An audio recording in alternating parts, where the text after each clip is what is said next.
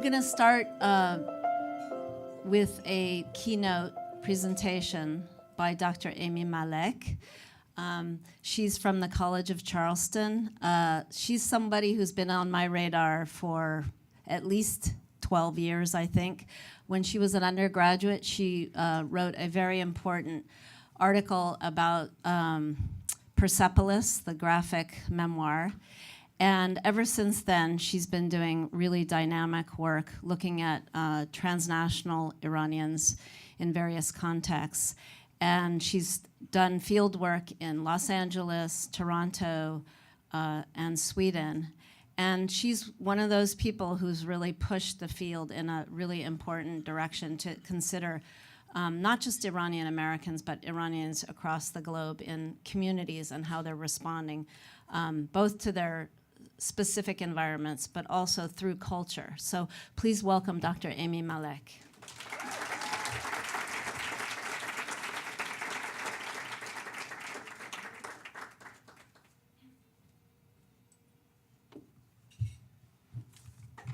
Right, good morning, everyone. Good morning. It's such a pleasure to be here and to see all of you. It feels like a kind of a reunion for some of us, and I'm so excited to meet all of the new faces that I see before me today. So I want to start, obviously, by thanking Persis Karim, Neda Nobari, the Center for Iranian Diaspora Studies, for bringing us all together to celebrate these 40 years. And to kind of allow us a chance to reflect on this new field of study and what directions it may be taking. So a few years ago, I jokingly argued in a talk that one could gauge the breadth of the Iranian diaspora based on the different parts of the world that you could actually get like a delicious kubide at an Iranian restaurant. Okay.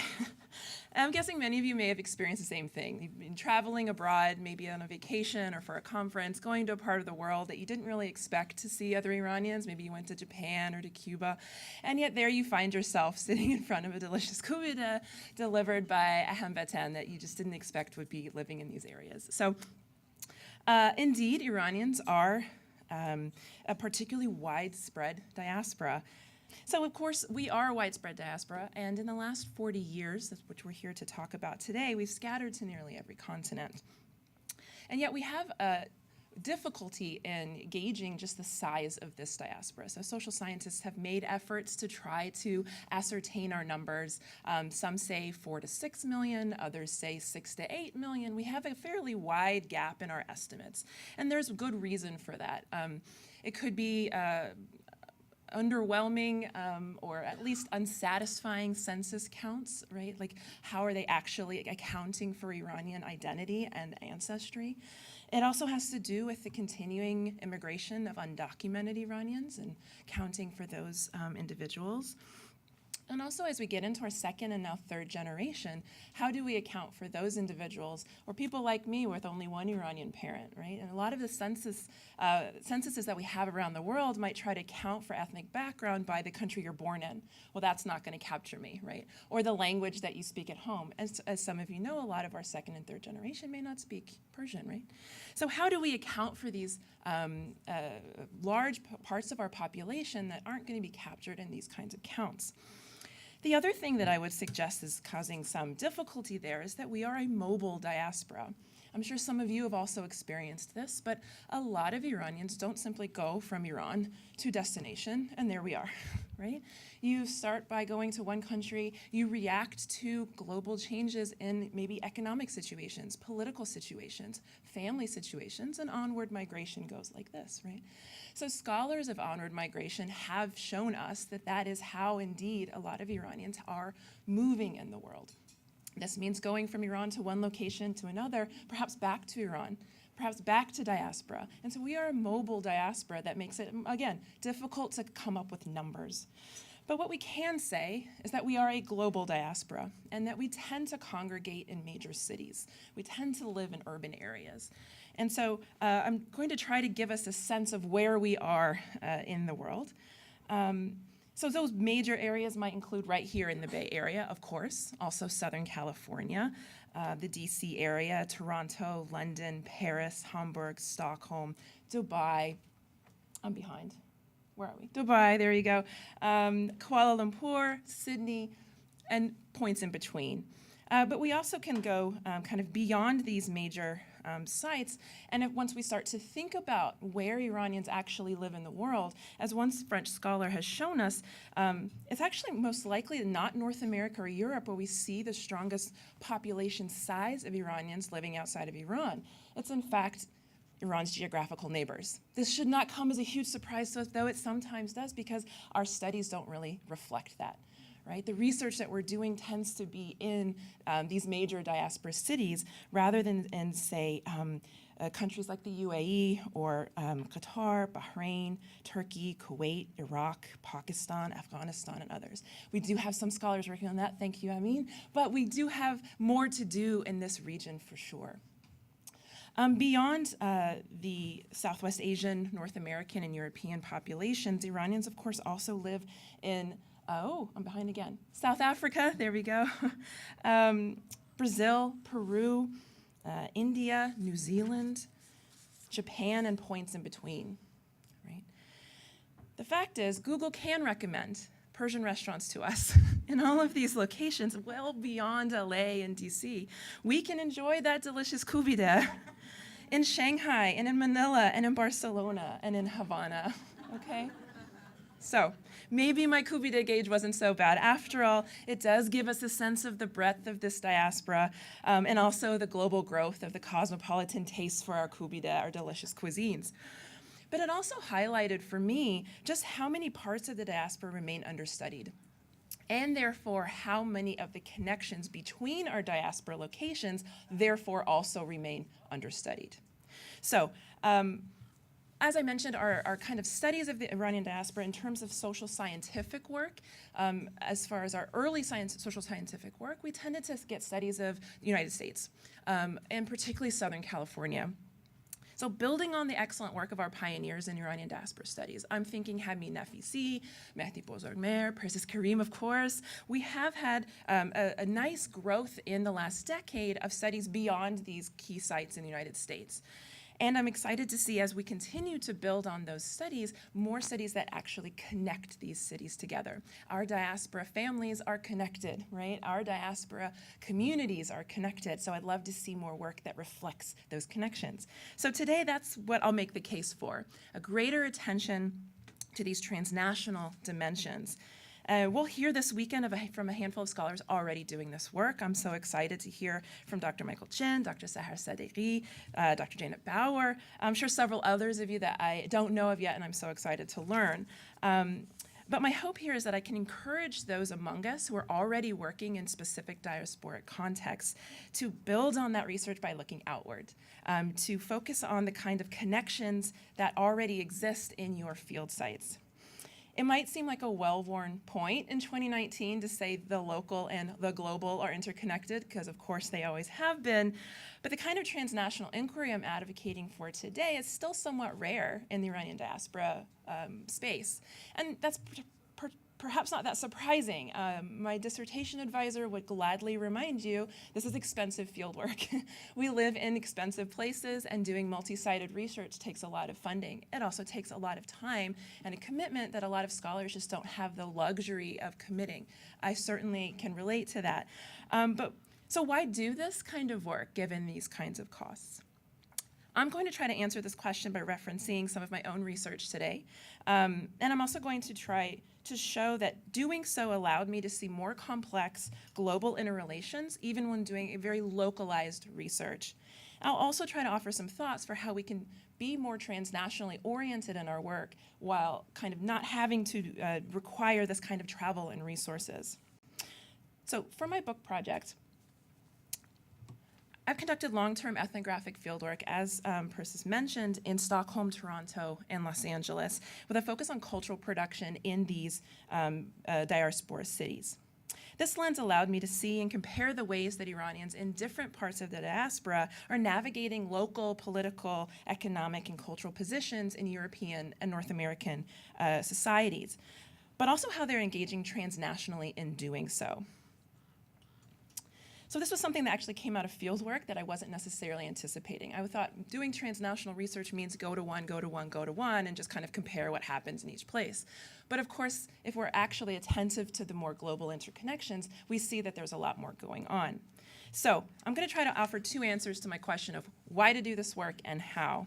First, given the quickly shifting geopolitical trends that impact our communities globally, our diaspora is actually really ripe for this kind of research that can analyze the big picture as well as local impacts. So one approach in social sciences is something called a multi-scalar approach, right? We're looking at the micro, we're looking at the meso, and we're looking at the macro, and that's one way I'm going to try to do this. So, for example, in my research in Stockholm, I've been primarily interested in how the state's multicultural policies were impacting Iranian cultural producers in Sweden. The local diaspora context in Sweden is of a large population relative to the general immigrant population in Sweden.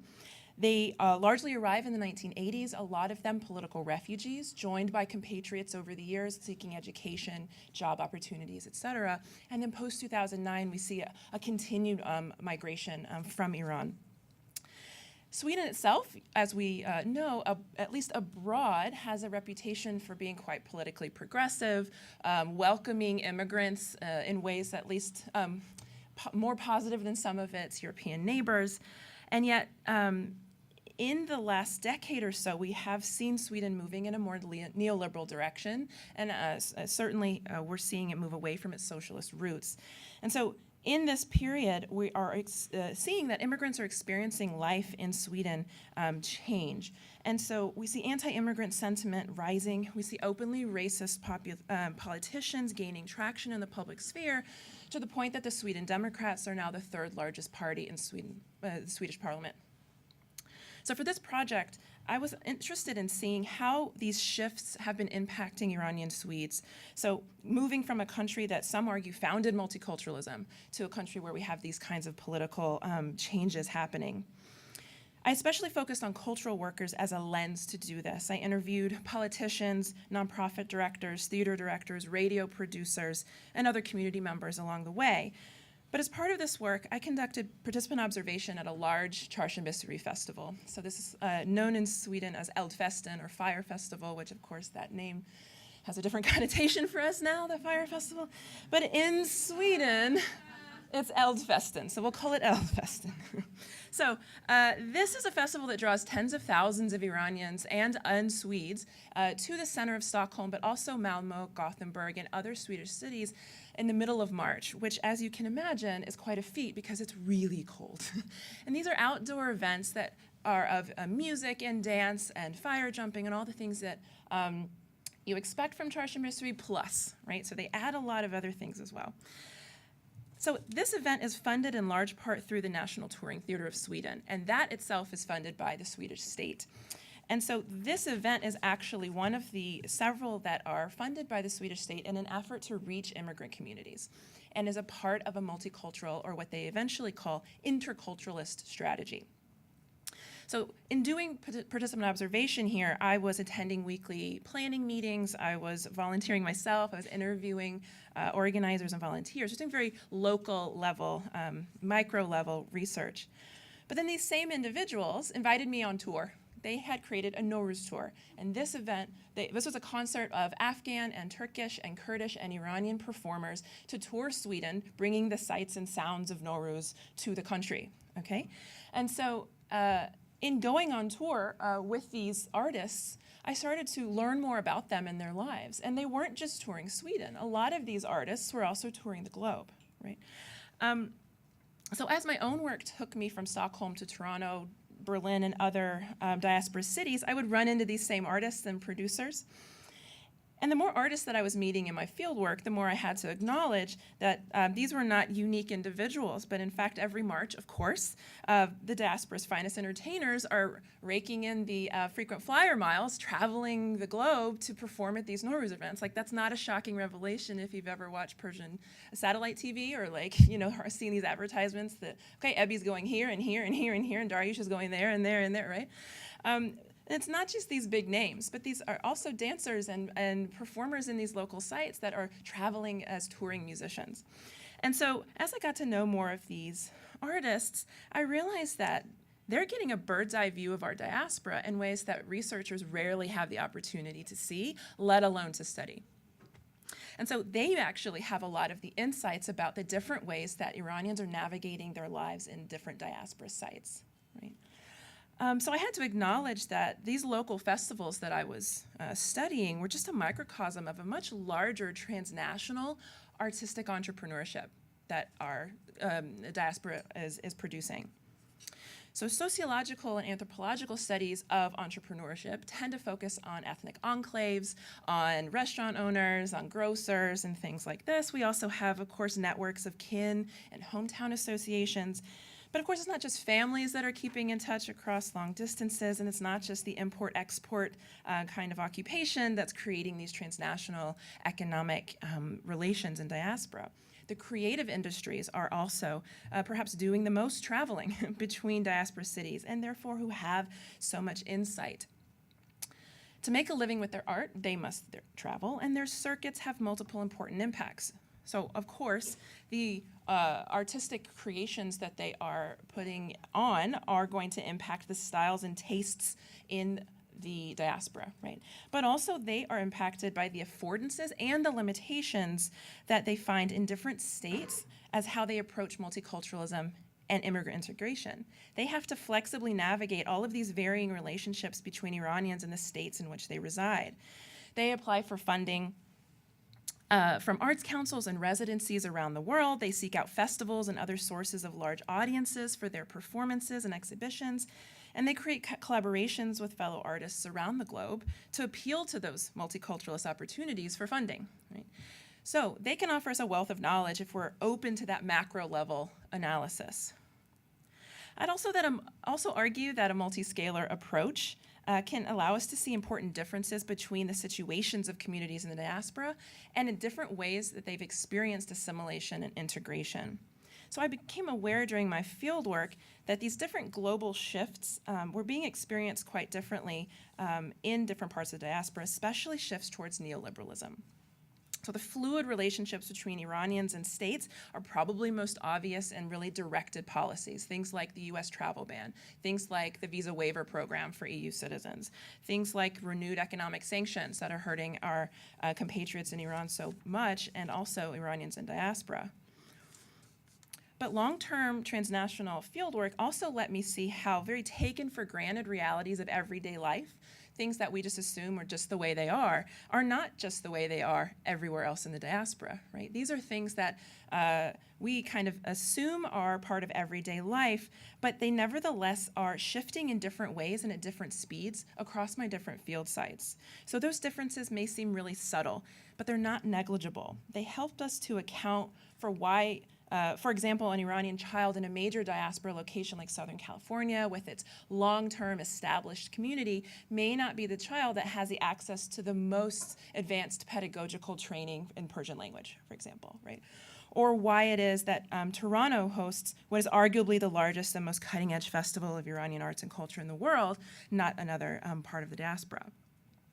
Or maybe why the United States remains a holdout in terms of political representation, where our Iranian families and friends in Canada and in Germany and in Sweden have elected officials of Iranian background in fairly high national level politics, right? So these are some of the questions that I seek to answer in my comparative research on inclusion, and transnational approaches have allowed me to ask and attempt to answer. Okay, so, oh yes, here's Tirgan. This is the Toronto festival that I was mentioning. All right, so the second response to my question, why do this work and how? I want to argue that a transnational perspective also can help us ask whether, despite different local concerns, policies, and challenges, there are nevertheless similarities that are sustained in diaspora. And here's where I'm going to try to suggest that transnational approaches don't have to require multi-sided fieldwork traveling around the world. It doesn't even have to have fieldwork at all. And so a transnational approach can, of course, be achieved by asking research questions that require attention to transnational networks in digital spaces. So in another direction of my research, interested in memory and visual culture, I look at how Iranians across the diaspora are participating in global trends to digitize, remediate, and circulate family archives transnationally. So this could be through individuals posting their family photos to Iranian.com in the early 2000s, or to social media today. But it could also be through visual artists who are repurposing family photos and home movies and artistic interventions that are interrogating diasporic belonging and nostalgia. It also has to do with digital archive projects that are aiming to collect stories and photos and ephemera of Iranian experiences of migration and diaspora, like what the Center for Iranian Diaspora Studies is aiming to do, and like what Adjam Media Collective's Digital Archive has already been doing. And so we'll hear, I think, a little bit more of that tomorrow, maybe. But these are also projects that use social media to circulate these images. We're seeing a lot more of these images online.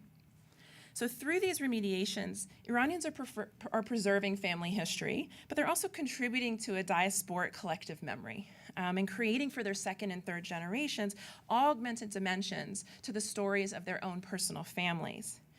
So many of us grew up learning our family histories through parents or aunts or other family members pointing to grainy photographs, showing us who our relatives are as we struggle to remember the names of people we've never met and who we may not even be able to communicate with, whether because they are no longer with us or because it's really difficult actually to communicate over oceans despite FaceTime and other technological sources that we might have. And so in two forthcoming articles, I demonstrate that this transnational circulation is actually creating for the second generation a vision of pre-revolutionary Iran in particular that's rooted in conventions of family photography at the time. Like photos of leisurely trips to the Caspian or to Lake Urmia, or weddings and celebrations that are in the kind of like washed out color. They have these technological traces of photography of the period, maybe black and white photos with slick paper and these kinds of jagged edges. And so that when we see these family photos of others' families online, they're from the same time space with the same conventions, we kind of recognize them, right? We feel recognition and some familiarity. It's almost like when we look at these photos, because we don't recognize our own family photos, we were thinking maybe these could be our family too, and maybe their memories are our memories. So this familiarity can puncture us in ways that are unexpected. And in this kind of research, I'm looking to show how the circulation of remediated family archives, therefore, has become a common transnational practice. It's not just Iranians here, there, or there who are doing this. All over the globe, Iranians are starting to digitize their family photos. So this common transnational practice is contributing to a transnational social field, and it's also contributing to diasporic collective memory. So these are just a few ideas about the kinds of questions we can ask if we allow ourselves to kind of dwell in the macro, the meso, and the micro. And these are all inherently related to those local processes in our case studies that we have more of. So I've been really heartened to learn about the new projects that are underway in our social scientific corner of Iranian diaspora studies, and I really look forward to seeing more of these case studies move towards a transnational approach. I want to see case studies that are put into conversation with each other, that engage in collaborative research, that reveal the ways that case study approaches maybe have been limiting our view of those global processes. So I will close with this. Be inspired by the work that you'll learn about this weekend, by the people that you'll meet this weekend. Let's build our networks transnationally. Let's hold each other up. Let's engage in intentional citation practices, academics. Let's encourage collaborative research, and let's create funding opportunities for our graduate students to do this kind of work.